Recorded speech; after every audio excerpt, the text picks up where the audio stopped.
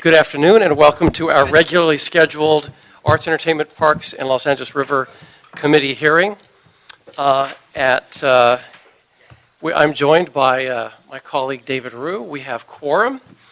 And so what I'd like to do, Mr. Rue, is take items 1, 2, 3, 5, and 6 on consent, if there are no objections. So moved. Mr. Chair, just for the record, for item 5, is it the intent of the committee to approve the recommendations reflected on the May 16, 2018 Board of Recreation and Park Commissioners report? Yes, that is my understanding. Thank you, sir. Yes, sure. All right, so that then leaves item number 4. And Mr. Morales, if you could please read item number 4. Thank you, Mr. Chair. Item number 4 is the Department of Recreation and Parks report relative to the vending permit process in city parks and recreational facilities. All right, and before we start, we have one comment card for item number 4 from Mr. Doug Smith. And seeing as there are no other comment cards for this item, we'll close the comment card period for public comment, general public comment, and comment on the individual items. Mr. Smith, welcome. Thank you, Mr. Chair. So I have not seen the report or heard it, so I can't comment directly on it, but I'm happy that this conversation is moving forward. And I do want to just speak to one item that is very closely related, and that is I want to encourage the committee to consider decriminalizing vending in parks in the same way that we've done for sidewalks. Right now, Section 6344 still allows misdemeanor penalties for sidewalk vendors. And I understand that creating a permitting program will take a lot of time and conversation, but the decriminalization process can actually happen right now. And I just want to stress that this is really important, even though we may not actually be seeing a lot of misdemeanor charges in parks. And that's because a Trump administration executive order on immigration has actually changed how ICE and other immigration enforcement agencies are directed to prioritize individuals for deportation. Now an individual is a priority for deportation if they've been charged, convicted, or if they've committed an act that constitutes a chargeable criminal offense. And so for that reason, as long as it remains an option in our code, a lot of park vendors are at heightened risk. Okay, thank you. Thank you so much. All right, and now to give the verbal report, we have Mr. Scholl.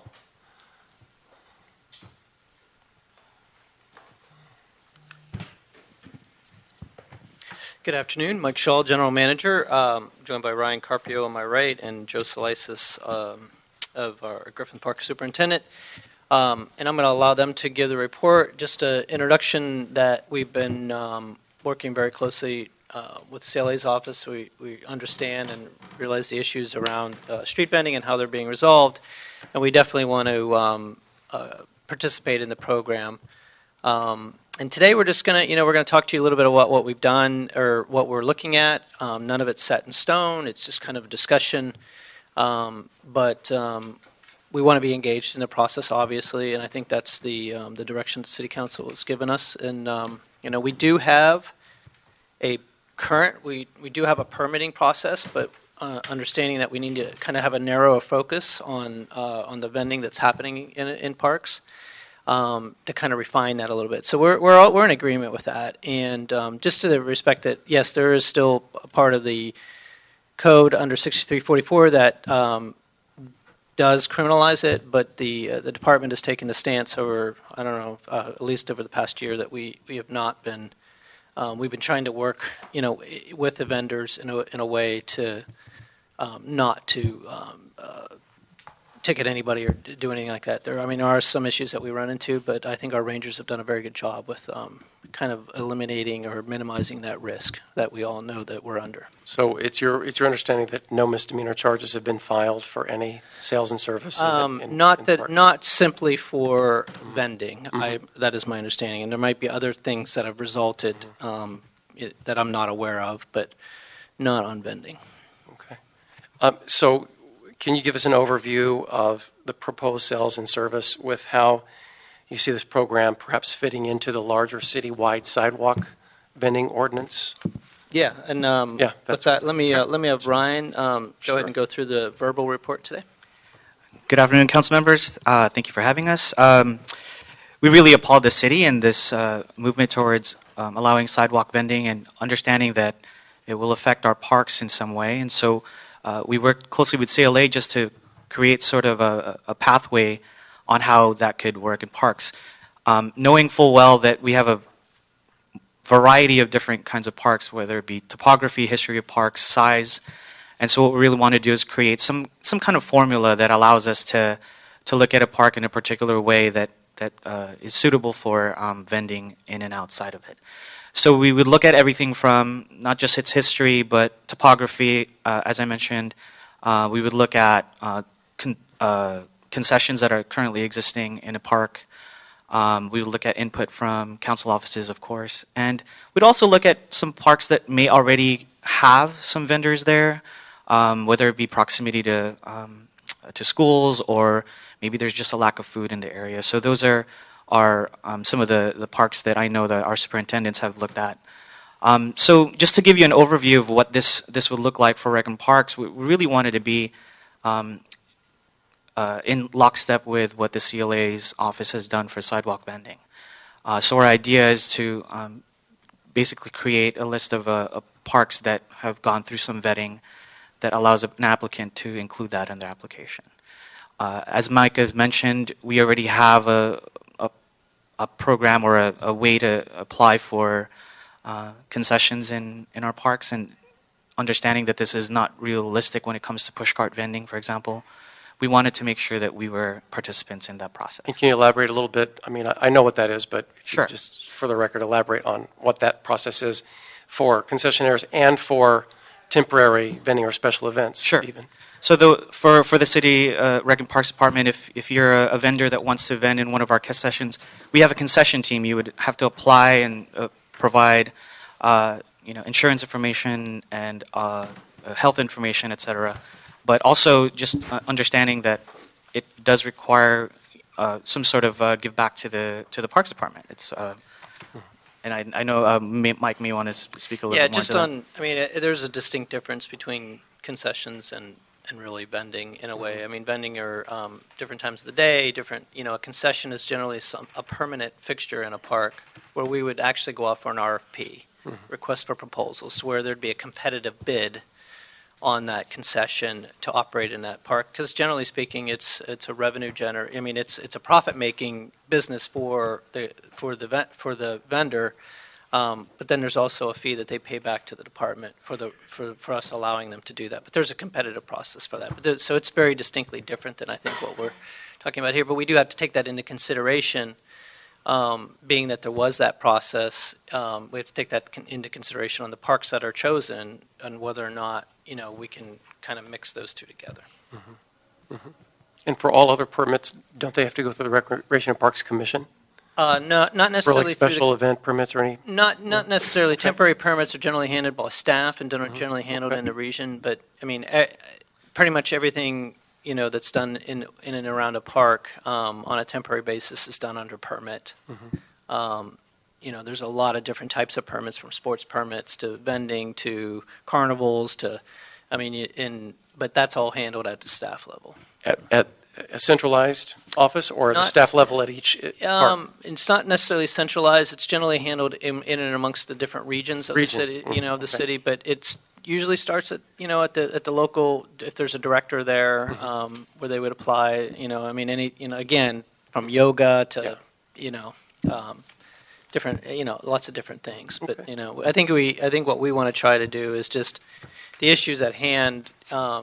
Is just kind of streamline that process, particularly with food pushcart vendors. Once they've been vetted through this process, as it's described in the street vending process, we want to make that easy by having a list of parks where the people on the other side of that, if there's a one-stop shop, that they know that park is approved for that use. And I think that's the idea. The main idea that we're presenting today is that if we're able to do that, then it doesn't prevent them from applying for a different park that's not on the list.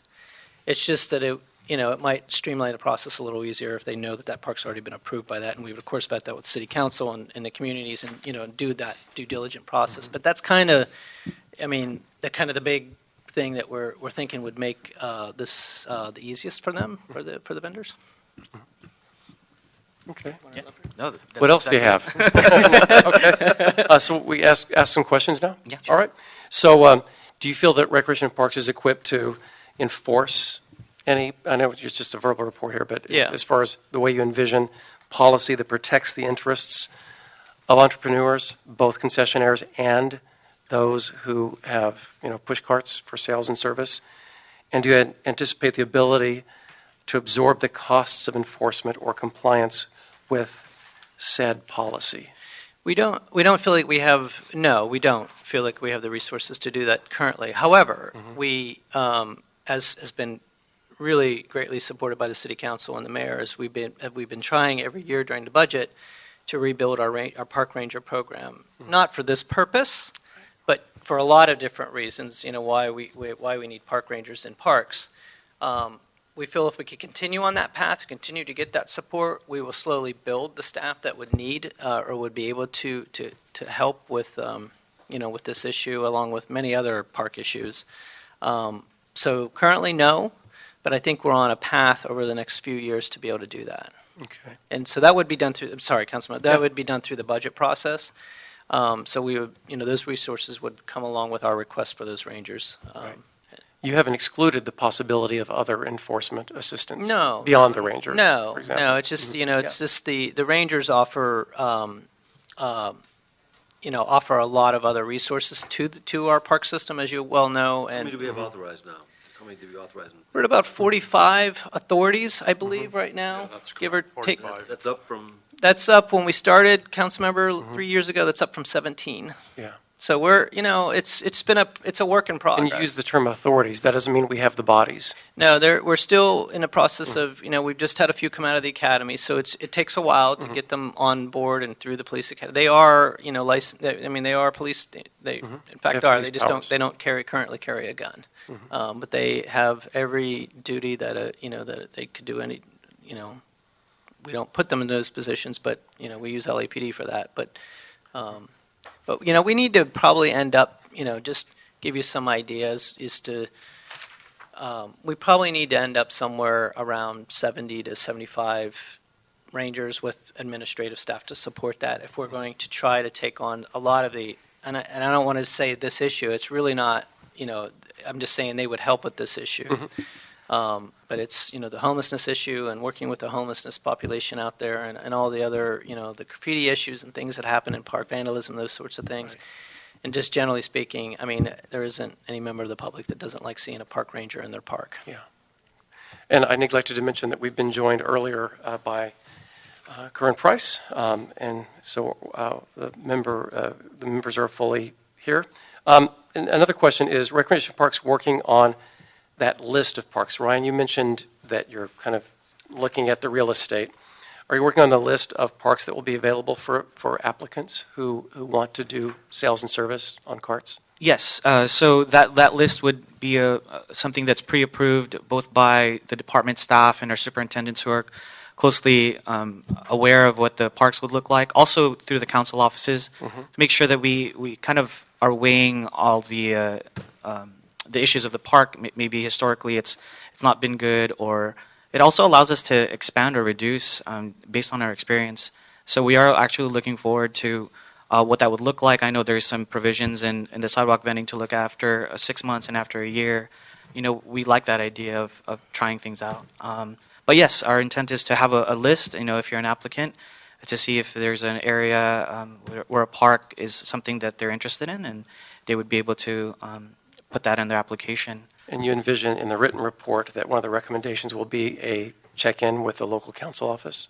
Yeah, I think there's also that provision with the sidewalk vending. I think we want to continue that and be in the spirit of involving as much of the public and of the council offices as possible to make sure that we're doing it correctly. What other factors is that list in your mind? What factors Sure. is it based on? Is it So it would be size, the management staff at a given park? I think all of those that you mentioned, it does involve park size. We operate larger parks like Elysian and Griffith, and understanding the different areas where you could potentially vend there.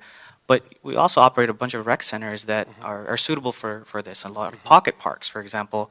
So we are looking at basically the area of land that it would cover. We would look at existing concessions that are there or could potentially be there. We would also look at special events and seasonal things that occur in our parks. There are some, leagues that occur in some of our parks that may not be conducive to a pushcart vending because they have seasonal vendors there that come. So all of those would be taken into consideration, and we want to make it as easy as possible for folks to consider some of these parks that we operate.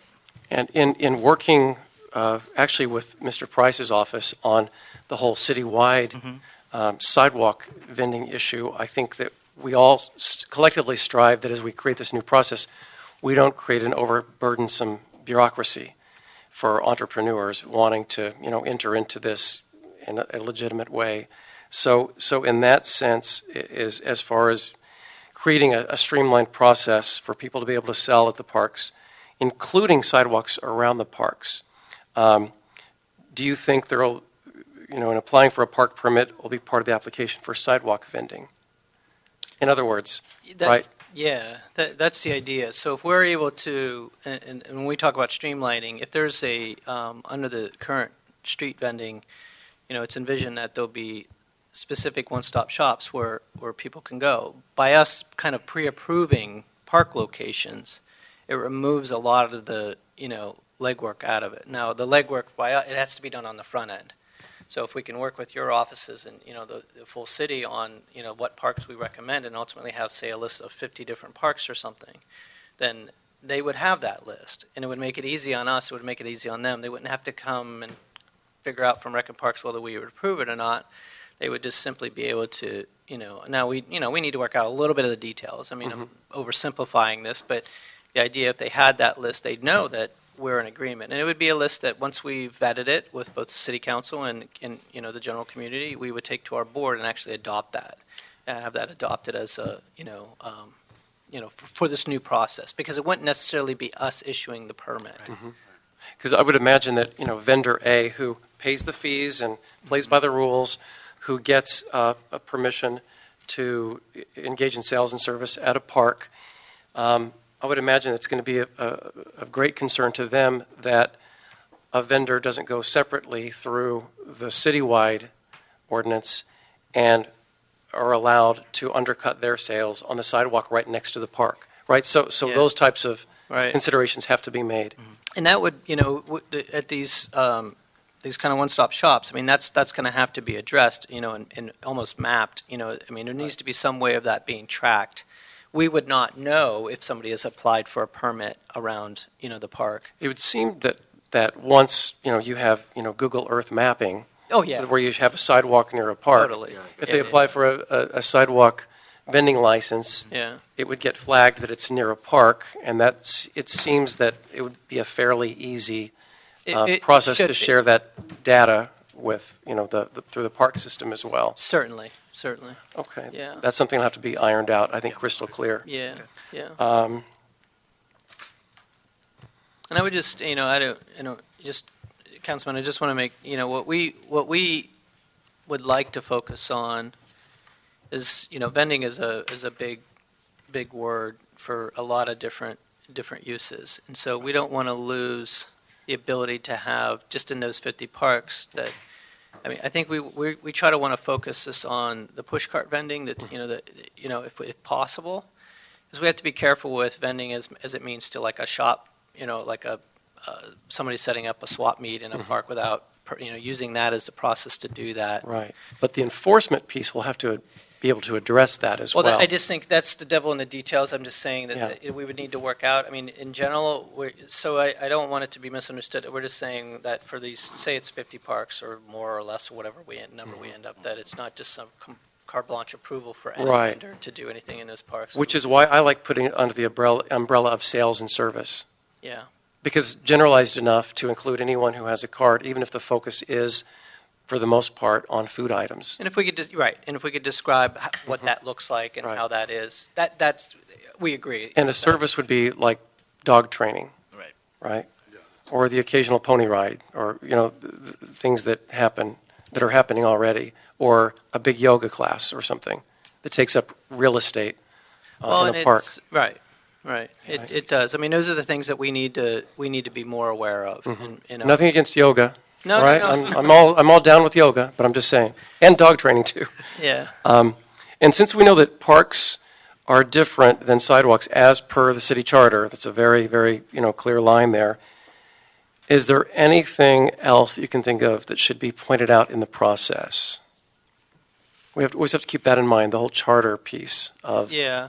I think working with the city attorney's office and the CLA's office, we can work through those details. There are some things that need to be looked at. Park hours. Yeah, park hours. There's different, restrictions on different things. As We have well our as good the food parks. policy in place. Yeah, I mean, maybe out of all this, we can encourage healthier, absolutely. Absolutely. items for sale, and other restricted uses. But all of that will be explored and Yeah. when you come back for the written report. And what we need to do really now is just kind of work with, your offices and, kind of come up with a list that everybody can say, okay, that's generally acceptable. I mean, there's a lot of, as Ryan was saying, there's a lot of different parks. There's a lot of parks, like community park. I mean, we don't want to just give parks just because there's nothing going on there. I mean, otherwise vendors won't go there anyway because there's no, if it's a pocket park, it might not, be beneficial for them to be there. Right. But there's a lot of community parks where there's a lot of activities where there are no places to get a drink or get a hot dog or get something that could Right. be I think it could be of a very few. beneficial. Yeah. So it's we would work with that's the next step is for us to kind of create that list and make sure that we've got some consensus on it and go from there. Terrific. I am sure my colleagues have some questions or points to make. Mr. Price. Thank you. Thank you, Mr. Chairman, for your steadfast focus on this issue, vending in the parks, and thank you for Parks and Recs for your thoughtful consideration. I'm excited that we're moving forward on this policy. As was mentioned, we're doing something similar for street vending, sidewalk vending. In fact, we hope to get something back Next week. August, next week, August. And at some point, we want to make sure that we're in sync, because it doesn't make sense to create a policy that's going to create a disadvantage. So as we move forward, Mr. Chairman, look forward to being able to reconcile both so that we do come out with a strong, firm, clear policy on vending, be it on the parks or on the streets. And I think we all agree it should be complementary. We don't want to create some problems with each other in that effort. So I'm anxious for the final report. Look forward to working with you as we, as I said, move forward to a policy that's going to permit vending on sidewalks and in our parks. Thank you, Mr. Chairman. Yeah, terrific. Thank you. Mr. Rue. Thank you, Mr. Chair. A couple of questions. What you said earlier about park rangers enforcing. Like this, the citywide vending policy that we have, I know the CAO and the CLA was trying to create a policy where the vending fees or the license fees, permit fees, covers the enforcement. So is that, I know we're a little bit different because we're parks, it's not like 2 per block, but is that, are you going to generate any fees? I mean, any revenues? My honest opinion, I don't think that's even going to remotely cover the cost of what I think we need to do. Mm-hmm. I mean, I think you'd put them out of business if you. Yeah. I mean, I'm just being honest with you, council member. I mean, I'm not saying that there shouldn't be a fee. I'm not saying that at all. I'm just saying that I don't think it's realistic to think that it would cover the cost. But and I'm also not suggesting that I think it should cover the cost for like our ranger program either, because I think our rangers are there for many reasons beyond this. So I would never suggest that either. But if I may interject, once a permit is granted, that brings in the Office of Finance, correct? Because you're engaging in sales and service, therefore tax collections. It potentially could. I don't know. I probably don't know enough about the volume of sales that they do to probably speak real intelligently about it. I just I don't know. I'm just at the front end. I'm a little skeptical on whether or not that would actually cover the cost. So, which leads to the second question. Is RAP? Are you planning to manage the actual permitting process from beginning to end, as well as, renewals, as well as follow up, or is it an outside company? Well, no. What we're suggesting is to try to integrate ourselves into the citywide by creating this list of parks, just so that almost pre-approving them. So it would make our involvement would be a minimal amount, but there'd be this, if there's an RFP for these folks to run this program, I think which is suggested under the current street vending ordinance, that's how we would be part of that. So now the enforcement side of it or the regulation side of it is where I think we need to work on. But I think, and as I said earlier, I think we're on the right path with our park ranger program. I mean, if we continue to build that, I think that could be absorbed into their responsibilities. It's just I don't have enough. I mean, we're not there yet, but we're on the right path for that.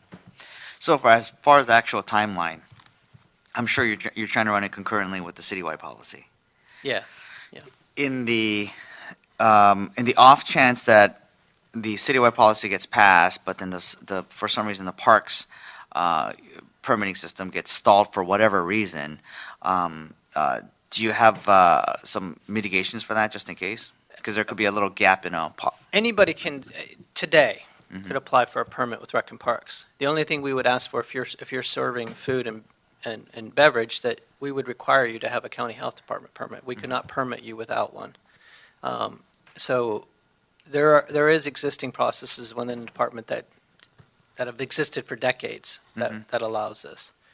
So would the new policies be more stricter or less? No, it's just that right now it'd be more strict in the sense that you'd have to actually get an official permit with the city. That's what's being asked for under the the street vending ordinance to legalize it. So to that extent, yeah, I mean it already is going to be a little bit more strict, but if it's vetted if it's a nonprofit group or whoever is vetted it that are approved by the city that says that they have their business tax license, they have their county health department, we're saying, well, then here's a list of parks that you'd be welcome in, and through that permitting process. And as far as like the fees that are paid and working with the city council, what to figure out how does any of that money come to the department or how that work? That's the details that need to be worked out. Well, lastly, decriminalization, as the speaker brought up, and I know you stated that you're not currently pursuing misdemeanors, but can we, in the final policy, I don't know if this is a recommendation that we could add. I know you probably have some, Mr. Chair, but can we actually make it in writing that we decriminalize or we don't do misdemeanors? I would defer. I mean, it's in the municipal code, so we could. I mean, I would defer to the city attorney on that. Because I know that's what that's what I introduced as a motion for the street vending ordinance as well. So, I'm going to make sure I misunderstood the question. Could you repeat it, sir? Can we actually put it into language where we can't where we decriminalize to amend the ordinance? Is that what you're saying? Yes. Yes. Because if it's a separate ordinance, yeah. Yeah. Yeah. There would just be a motion then introduce it, instructing our office to amend the ordinance. Yeah. Which I already have pending. That's what I thought. Yeah. Okay. And also with the adoption of this, I think it's not dissimilar to our approach with citywide vending and parks. We know that the administrative code, the escalated administrative sort of, what are they called? Write-ups, right? A citation. Thank you. I couldn't think of these. Yeah. Yes. Those are really not an enforcement piece at all because it's just they don't really do anything. So what's really important is that we land on a way that we can enforce our permitting citywide, both for vending on our sidewalks and sales and service in parks, so that there is a consequence that isn't a misdemeanor, which could lead to really terrible things in this environment that we're living in together. No one wants that. But we do want adequate enforcement so that the entire ordinance that we set up is successful. That's really the goal. And I think we're getting there. I mean, I think we're getting there, both with Mr. Price's leadership and where that's heading and with what we're looking at here. Great discussion, great points. So really, to Mr. Rue's question, what we're looking at, what you're envisioning at this point is a clear set of guidelines housed in one permitting office for A, city sidewalk vending, and B, sales and service in city parks. with stated and adopted criteria for each park. Right. Essentially, Well, for that way The it's, list. we were just Yeah. to clarify, Councilmember, we were proposing a list of parks. uh-huh.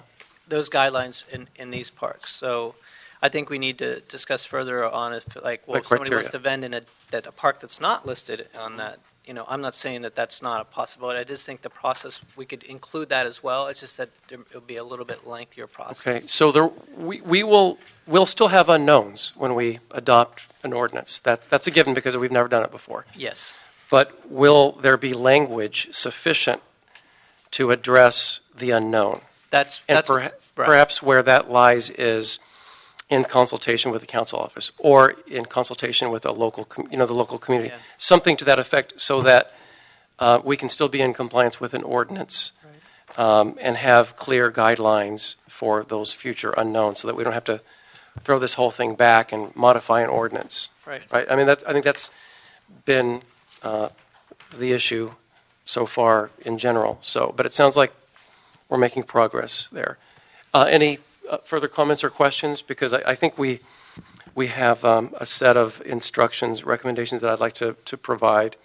So what I'd like to do, colleagues, is request a written report back from Recreation and Parks in 60 days, which would really dovetail in with what you just said, Mr. Price, in terms of the August timeline, with a list of parks, their current concession agreements, recommendations on the proposed number of appropriate permits per size, maybe it's square footage, you mentioned the terrain, the topography, the characteristics really unique to each park, per council district. And I would encourage you to keep consulting with the council offices as you gather this information, because how many parks are there? I should know this. What about 450? Only 450. I mean, that should be ingrained in my mind as the chair, but it's just, it's hard to get my mind around that. Okay, 450. And it seems like it increases every day. Work with the CLA and the CAO to report on the enforcement options, the permit structure, costs associated, including administrative costs, enforcement costs. Furthermore, instruct the CAO, with the assistance of the Department of Recreation and Parks, to report back in the 60-day time period on establishing a permit fee for sales in city parks with the goal of cost recovery for the processing and issuance of permits. That's more realistic as far as cost recovery for the issuance and administrative costs of permits. And then lastly, instruct the CAO to report back on potential funding sources for the enforcement piece of the program, whether it be rangers, or whatever it may be for the enforcement piece. Does that address everything that we've discussed? I think so.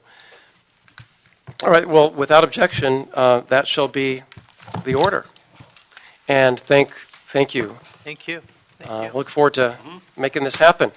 Awesome. Thank you so much. Thank you so much. I think that covers all the items on the agenda. This meeting is adjourned. Thank you. Did you hear from Tim?